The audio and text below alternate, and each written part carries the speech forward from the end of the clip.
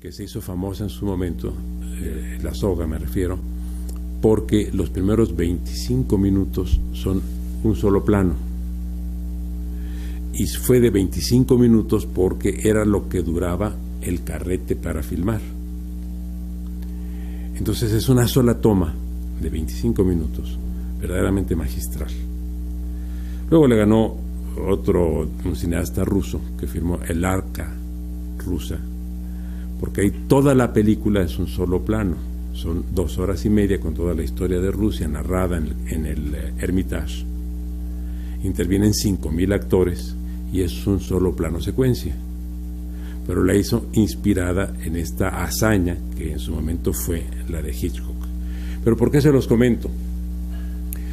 Porque en esa película que se llama La Soga también aparece Darrow y se trata defendiendo a los 2 jóvenes que habían asesinado a su mejor amigo. Esto fue en Harvard. 2 brillantes estudiantes dijeron que era posible el crimen perfecto y que además era posible el crimen sin causa. O sea, que no había que odiar a una persona ni quererla asaltar para... Sí, es esta, es la de March, y es magnífica, les va a gustar muchísimo. O sea, no podía haber mayor besania que la de 2 jóvenes que deciden asesinar a su mejor amigo, porque además así nadie sospecharía de ellos, no había ninguna causa, les repito, y el defensor fue Darrow. Consiguió que no se les condenara a pena de muerte. Bueno, ese es el que hace el papel de defensor del profesor Scopes en esta película. ¿Y quién es el acusador? El acusador, que lleva otro nombre en la película, es el abogado Brady, Matthew Brady. En la realidad fue un abogado también de gran proyección en Estados Unidos en la época, en la tercera década, en la época en la que transcurre la película. Era nada menos que William Jennings Bryan, que había sido varias veces aspirante a la candidatura del Partido Demócrata, que fue secretario de Estado con Woodrow Wilson, fue quien estructuró y organizó el desembarco de los norteamericanos en Veracruz en 1914 y después la expedición punitiva en 1916. Estaban invertidos los planos en aquella época. Este era un Dixiecrat, o sea, era un demócrata del sur, que eran más conservadores que o tan conservadores como los republicanos más conservadores de hoy, equivalían al Tea Party. Y Bryan, que era un abogado muy brillante, se caracterizaba también por su confesionalismo. Era un abogado profundamente, radicalmente, rabiosamente defensor de los principios y de los dogmas religiosos más fervorosos posibles. Y había sido abogado en varias causas de grupos religiosos, justamente en procesos de tensión, en la etapa en la que estaba dándose una corriente de liberalización secular, laica, y una etapa de confesionalismo muy profundo. La ley que comento con ustedes fue una ley que fue dictada, como dije a ustedes, en 1926, y se tomó como caso emblemático el de Scopes. A ese juicio se le conoció en Estados Unidos después como Monkey Trial, el juicio del chango o del mono, porque justamente la base es la discusión sobre la teoría de la evolución. En esa época no hubo menos de 10 leyes semejantes en Estados Unidos. Puede haber habido más, yo solo conozco una decena, dictadas entre 1924 y 1928-29. O sea, todavía después de esta ley del 26, hubo varias que dieron lugar a varios juicios. La más importante fue la de Arkansas, que fue de 1928, 2 años después de esta. Y digo la más importante porque y me estoy refiriendo solo a los aspectos jurídicos, ya luego verán ustedes los aspectos de carácter estrictamente científico, fue la más importante, la de Arkansas, porque fue la única que en su momento llegó a la Corte, y la Corte la declaró inconstitucional, justamente por establecer criterios confesionales que atentaban, resolvió la Corte, contra la primera enmienda. La primera enmienda de la Constitución estadounidense establece que las leyes no pueden imponer ni prohibir religión alguna. Se conoce como la cláusula del establishment clause. O sea, no pueden establecer las leyes, repito, ni prohibir religión alguna. Y estas leyes estaban imponiendo una religión. El caso Scopes no tuvo la dimensión del caso de la ley de Arkansas, que llegó a la Corte, les repito, pero sí tuvo la dimensión de ser la más polémica en su momento y la más visible, entre otras cosas, por los dos grandes abogados que participaron en el debate. Y por eso en las 3 películas que se han hecho, han seleccionado para los 2 papeles principales a grandes actores para poder personificar y caracterizar esas grandes alocuciones pronunciadas ante el jurado para convencerlo de la racionalidad y de la pertinencia de sus argumentos.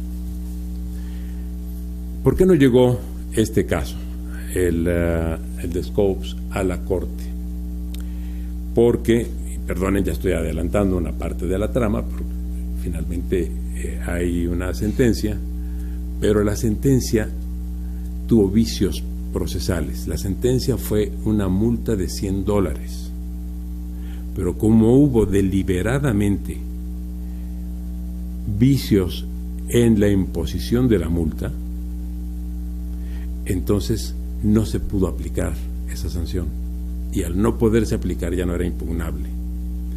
De manera que estratégicamente los legisladores y la parte defensora de la ley, en este caso el fiscal más toda la estructura de poder, lo que advirtieron era que podían perder ese juicio, pero no podían exponerse a perder la vigencia de la ley. Y la ley estuvo en vigor nada menos que hasta 1967. Esto es lo interesante. El tiempo que ha tardado el proceso secularizador del poder en Estados Unidos para irse estableciendo. O sea, hace muy pocos años todavía, leyes como esta estaban vigentes. La última sentencia, dictada por la Corte en contra de una disposición confesional de este género, es del año 2005, de hace 12 años. Todavía hasta entonces se seguían estableciendo principios religiosos en materia de educación. ¿Cuál fue la evolución? La primera parte fue la de prohibir la enseñanza de la teoría de la evolución. Eso fue declarado inconstitucional, digamos relativamente temprano. Eso fue declarado inconstitucional en 1900, tomen nota, 68, que fue justamente el caso de la ley de Arkansas. Pero la ley de Arkansas era de 1928 y fue declarada inconstitucional en el año 68, 40 años después. Con ese motivo, las organizaciones religiosas y los estados confesionales cambiaron la estrategia y entonces establecieron que en las escuelas se tenía que enseñar la controversia sobre la creación. Cuando los profesores quisieran enseñar la evolución, tenían que enseñar también la creación, para que los estudiantes se informaran de las dos vertientes. Eso fue declarado inconstitucional en 1987, 20 años después, o casi 20 años después, que la primera sentencia. Y entonces hubo otro giro, y surgió lo que todos ya sabemos, que es la teoría de la así es, de la creación inteligente, y que esto fue objeto también de otra sentencia en la Corte, y esta es la de 2005. El diseño inteligente fue interpretado por la Corte como una variante del creacionismo bíblico.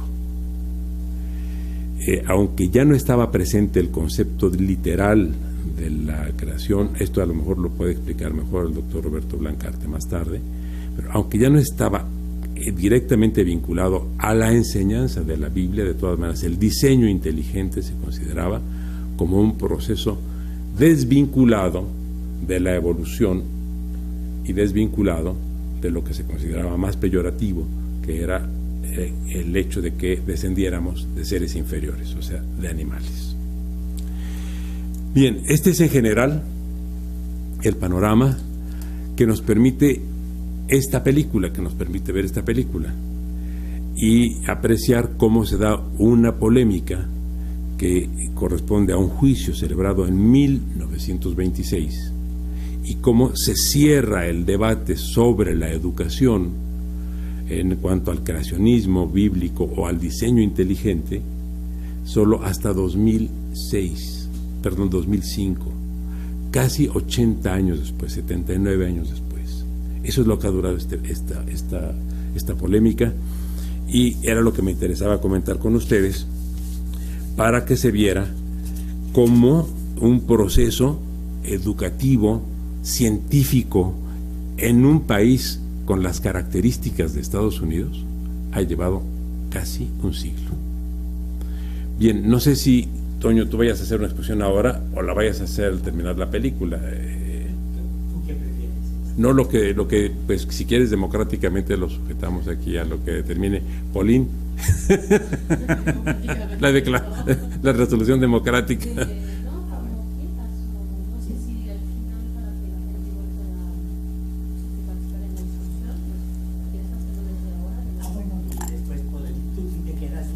Lamentablemente no me voy a poder quedar. Entonces, de una vez. Muy bien, magnífico. Pero de hecho, yo me había sentado hasta atrás porque dije, bueno, no sé si voy, pero. Por favor. Muchísimas gracias, Diego. Bueno, déjenme comenzar diciendo que hay dos momentos en los que mi amigo Diego Valadez me ha dejado totalmente atónito. Nos conocemos desde hace muchos años. Me acuerdo muy bien en cuándo fue. Un domingo en casa de don Guillermo Soberón. Exacto, hace 40 o 50. Más o menos. Lo cual va a dar lugar a que se adivine nuestra edad. Más o menos, sí.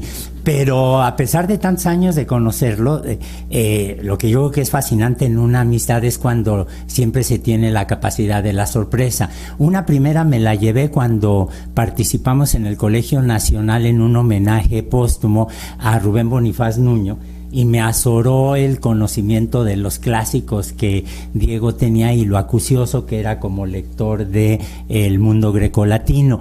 Y ahora me dejó absolutamente deslumbrado su conocimiento del cine, al que yo estoy convencido que es una de las artes más fascinantes, más democráticas que existe, y que vale la pena decir, la universidad ha sido una gran impulsora de el reconocimiento del cine como un arte.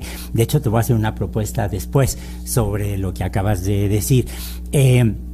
Yo creo que el doctor Valadez les ha hecho un resumen espléndido sobre el contexto legal y las características de la película, pero déjenme agregar algunas cosas que pueden resultar interesantes para poder ubicarla del todo.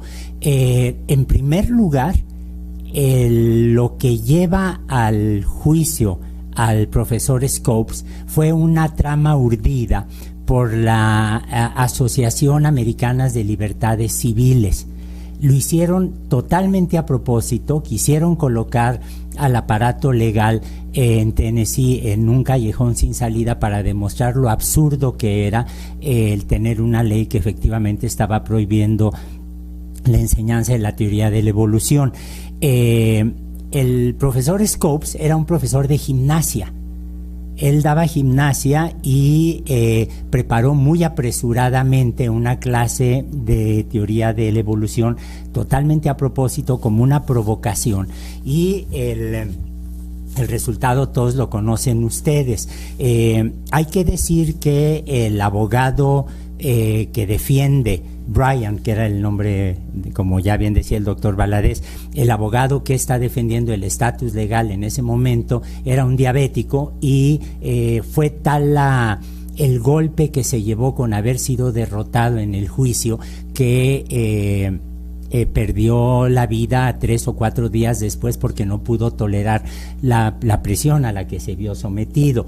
La otra cosa que es absolutamente fascinante es la elección del título de la obra de teatro, que viene de uno de los salmos, que es absolutamente devastador, que refleja la división que se había creado en la sociedad estadounidense cuando se estrena la obra, a propósito del macartismo. El salmo completo es: el que siembra la discordia entre los suyos heredará el viento.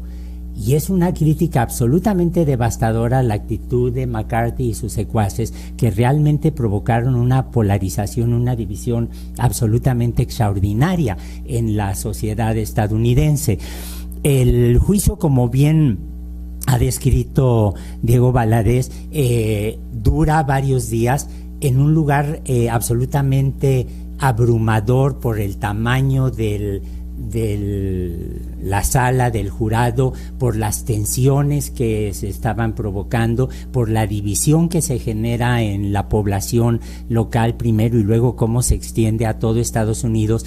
Pero tuvo otra característica muy importante: fue el primer juicio público conducido en la radio, en la primera ocasión en que un juicio es transmitido en Radio Nacional por un periodista absolutamente extraordinario, Mencken se llamaba él, que escribe además un libro eventualmente con un título absolutamente espléndido que se llama Una orgía religiosa, porque allí sale todo a relucir, todo este fundamentalismo religioso de un sector de las iglesias protestantes que se oponen ferozmente a la enseñanza de la teoría de la evolución.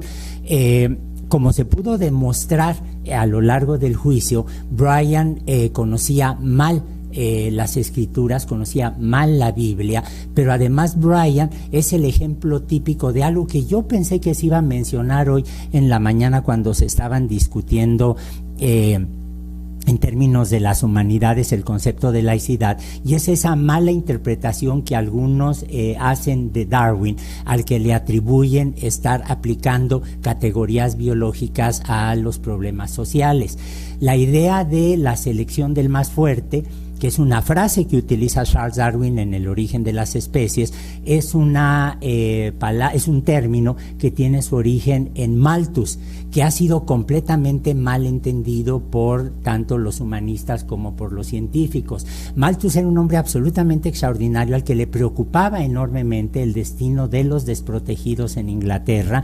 Hay que recordar, si ustedes piensan en las novelas, por ejemplo, de Charles Dickens, la situación de los niños que eran enviados a las fábricas, a las minas, a trabajar para saldar las deudas de los padres, y estos no podían cumplir con ellas. A Malthus le afecta profundamente esta situación. Él era un hombre muy religioso que creía en los principios de la caridad cristiana, y entonces él, cuando propone que no haya tantos niños, que la población no crezca tanto, lo está haciendo empujado básicamente por la caridad cristiana. Malthus lo que está diciendo: si hay demasiada gente, el crecimiento de la población va a ser exponencial, el crecimiento de la tecnología va a ser lineal, y la única solución es que las poblaciones decrezcan. De allí derivamos la frase de medidas malthusianas, que se convierten en un término totalmente peyorativo en nuestros días y que han sido, por ejemplo, denostados por un sector de la izquierda que nunca ha leído ni a Malthus ni a Darwin correctamente. Brian había leído a Malthus, había leído a Darwin, pero interpretó mal a Darwin y era de los que estaban convencidos que la Primera Guerra Mundial y esas masacres brutales que se dan en esa devastación que provocó muertos sin precedente, en realidad era resultado del darwinismo social. De manera que lo que nos damos cuenta es de los conflictos interiores que están padeciendo muchos de los actores en la vida real, en un conflicto donde se están enfrentando una lectura incorrecta de Darwin, una lectura incorrecta de las frases de Malthus, una interpretación incorrecta de el momento histórico que se vive luego de la Primera Guerra Mundial, todo ello en el marco de referencia de una lectura fundamentalista de la Biblia. Como ha descrito de una forma absolutamente admirable el doctor Valadez, esto lleva a un proceso legal en donde finalmente se decidió condonar la prisión para el profesor Scopes y tuvo que pagar de multa $1. Eso fue todo lo que tuvo que pagar. Pero la ganancia que tuvieron los defensores de la laicidad en la sociedad estadounidense fue brutal, porque causó una vergüenza enorme a los sectores más conservadores, más religiosos de la sociedad estadounidense. Y ahora reconocemos que el fracaso que tuvieron estos sectores con el juicio Scopes al exponerlos al ridículo, que es el arma más poderosa que uno puede usar cuando quiere denostar a sus contrincantes ideológicos, políticos y demás, provocó que se sumergieran en un submundo de relaciones muy perversas, no se me ocurre usar otro término, entre estos sectores muy creyentes, muy conservadores, fundamentalistas, con grupos de empresarios que en ese momento estaban prosperando de una manera notable en Estados Unidos. A finales del siglo XIX había un empeño en California, en el estado de California, empujado, conocemos muy bien por quién, por dos hermanos, los hermanos Stuart, que eran grandes industriales, por dar dinero para promover la lectura de la Biblia y promover una traducción de la Biblia extraordinariamente conservadora, sin sutileza alguna ni nada. Estos grupos fueron creciendo cada vez más y a raíz del juicio Scopes de repente tienen una bandera ideológica muy conservadora, religiosa, para justificar una serie de acciones que van a provocar, cuando el presidente Reagan es candidato, que surja lo que se llama la moral majority, en donde de repente se percató no solo la sociedad estadounidense, sino todo el mundo, que se habría creado una red extraordinariamente compleja donde se usaban las técnicas de propaganda del mercado para generar redes en donde se habían creado universidades y colegios privados, periódicos y estaciones de radio, cadenas de televisión, y allí es justamente donde surgen estas iglesias enormes que tienen predicadores en auditorios, en estadios, que todos vemos como un ejemplo de la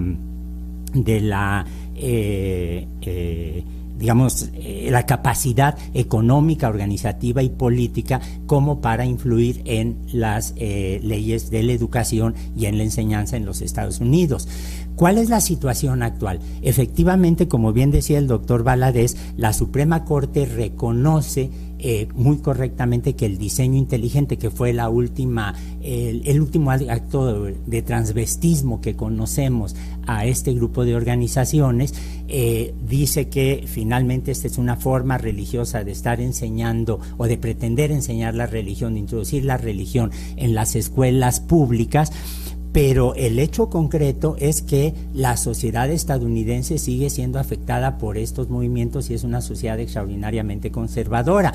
Déjenme, nada más para que se den una idea, recordar un episodio que conozco muy de cerca, y es que en 1956, entre 55 y 56, Stanley Miller, que es un investigador que hizo un experimento famoso sobre origen de la vida, recibe una invitación para ir a la Unión Soviética, al primer congreso sobre origen de la vida, y siendo un muchacho muy joven que estaba haciendo un postdoc en la Universidad de Columbia sin grandes recursos, le escribe a su profesor Harold Urey que se había negado a declarar ante la Comisión de Actividades Antinorteamericanas de McCarthy para denunciar a sus colegas, a sus amigos de la Universidad de Chicago. Le escribe para preguntar si puede ir o no a la Unión Soviética y si esto no lo va a afectar, y la respuesta de Urey en una carta que yo tengo la fotocopia, la menciono siempre en mis clases, se las muestro a los alumnos. La respuesta es, puedes ir, hay que arriesgarse, aunque nunca sabe uno qué es lo que va a hacer un McCarthy en un futuro, y estamos hablando de 1956.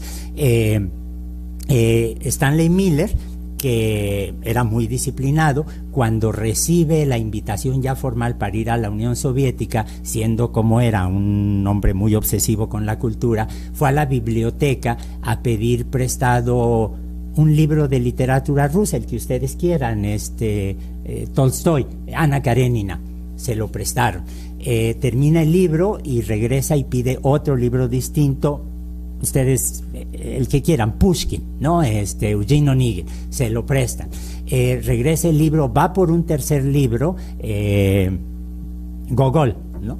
Y la bibliotecaria de la universidad, en 1956, le dice: Stanley, este es el tercer libro ruso que has pedido, te tengo que ya mandar el aviso al FBI de lo que estás haciendo. Suenan épocas muy remotas, pero tengo la experiencia personal de que cada vez que doy un seminario, una conferencia a públicos especializados, no al gran público, sino a públicos especializados en Estados Unidos, tengo que tener lista una respuesta, porque estoy seguro 4 de cada 5 veces que alguien en el público, un estudiante, un profesor, me va a preguntar si no es vergonzoso que alguien que viene de un país católico esté hablando de evolución. Y si ustedes piensan que estoy refiriendo una anécdota demasiado personal, déjenme ponerles un ejemplo muy concreto, o 3 ejemplos muy concretos. Hace unos años entrevistaron a todas las candidatas, que fue una muy buena entrevista, a todas las candidatas a Miss Estados Unidos para competir a Miss Universo. No es un ambiente muy académico, pero es muy revelador. Todas eran muchachas muy guapas, muy atractivas, y les preguntaron a cuántas de ellas creían en la teoría de la evolución. Ninguna. Ninguno de los precandidatos republicanos en estas elecciones que ganó el señor Trump se declaró a favor de la evolución. Y un caso muy concreto, muy específico, es las declaraciones que ha hecho al menos en 3 ocasiones el vicepresidente Pence, donde dice que él no cree en la teoría de la evolución, sino en la Biblia como descripción de la creación. Es decir, lo que estamos viendo es en muchos sectores de la sociedad estadounidense, que sorprendentemente es uno de los países más avanzados científicamente, todavía permea esta visión totalmente fundamentalista que renació, cobró, demostró hasta qué punto estaba arraigado, no solo en el pensamiento colectivo, sino también en redes de política, de dinero, de propaganda, etcétera, con la moral majority. Nada más para terminar, déjenme agregar que hay una confusión muy frecuente que vale la pena aclarar tajantemente. La evolución es un hecho.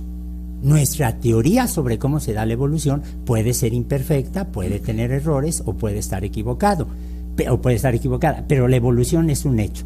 Cuando nosotros vemos estas respuestas de la sociedad estadounidense, en su mayoría en contra de la evolución, lo que estamos viendo es como el intento de negar que hay un sol o que hay una fuerza de gravedad. Pero además eso nos afecta en México profundamente, porque algo que no se toma en cuenta es que la mayor parte de los libros de enseñanza en los primeros años de las licenciaturas de Ciencias de la Vida se producen en Texas. y los tejanos tienen siempre dos versiones editadas. La versión para Estados Unidos, en donde se suprime la mención a la evolución, o las versiones que se venden a otros países, en donde se agrega un último capítulo sobre la teoría de la evolución, pero como es el último capítulo, ya no se alcanza a discutir generalmente en los cursos. El otro problema que a mí me preocupa profundamente, y es algo que he platicado con Pauline Capdeville, con Roberto Blancarte, etcétera, es el hecho que tenemos un número cada vez mayor de predicadores de las iglesias protestantes no históricas, que las históricas no tienen ninguna dificultad al respecto, son como la comunidad judía creyente, como los musulmanes educados, como los católicos con educación mínima, etcétera. Pero tenemos un número cada vez mayores de predicadores en pueblos muy localizados en el norte de México, en Oaxaca y en Chiapas, donde hay el empeño explícito por negar la teoría de la evolución. Forman redes muy complicadas que claramente lo que están demostrando es que el gran conflicto que vamos a ver en la película es un conflicto que sigue vivo y demuestra que nuestro empeño por promover una visión secular en sociedades cada vez más laicas de la teoría de la evolución sigue siendo una tarea abierta y lejos de estar resuelta. Muy bien. Qué bueno. Bravo. Bravo. Pues corre película. Sobre la película. Bueno, lo último que había que decir es que Spencer Tracy en esa época andaba con Katharine Hepburn, que fue una pareja absolutamente deslumbrante, y que acabo de descubrir que Roberto Blancarte y yo no sabemos los mismos chismes sobre actores y actrices de Hollywood, no sé cómo. Habría que ver si el doctor Valadez comparte esa información. ¿Sí?